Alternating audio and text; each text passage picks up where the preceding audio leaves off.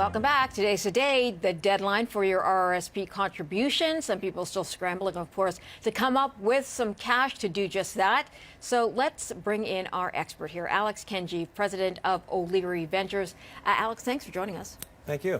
Of course, end of day is your time. You cannot contribute for last year's break on your taxes. How important is it to try and stash some of that extra money away? And does any amount make a difference, really?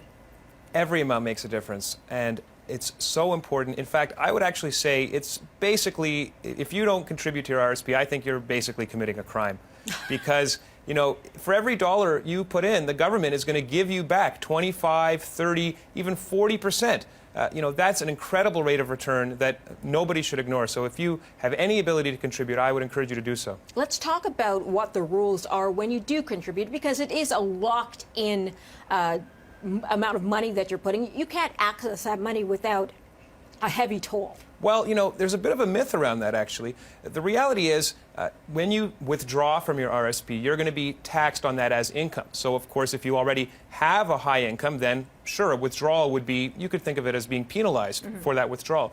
But think about today's job market. It's so finicky. Lots of people have trouble holding on to a job for a long period of time, and they need a cushion to fall back on. And that's actually a perfect time when an RSP can come in handy. If you lose your job or are in transition, want to go start a business, etc., those are all situations where a withdrawal from your RSP could actually make a lot of sense. Now, when you're considering the RSP versus, of course, the tax-free savings account, how do you know where you should put your money? What are you considering there? Well, given that today is the deadline, I would say 99% of the time, RSP is a better bet. Focus on that for right away and put money there. There are some, unique situations where a TFSA is better, but they're pretty marginal, rare for most Canadians. And when you do get your money back, what's the best thing to do with it? Obviously, invest it one way or another, but what should you do with that check?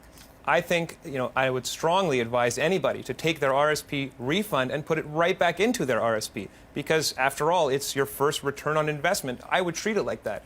That's how you can really compound that growth over several, decades and hit, millions of dollars by the time you retire. It doesn't work if you don't include that tax deduction as part of your growth. And very quickly, what should you aim for from your income percentage-wise to lock away in your RSP, ideally? Well, I think an easy way to look at it is to look at every paycheck each month. How much can I do without this month? What was my pay last year? If my pay went up, maybe I can just live like I did last year and take that extra and put it away. Because if you look at the whole year, it can be overwhelming. I think the limit is somewhere in the 23,000 or so.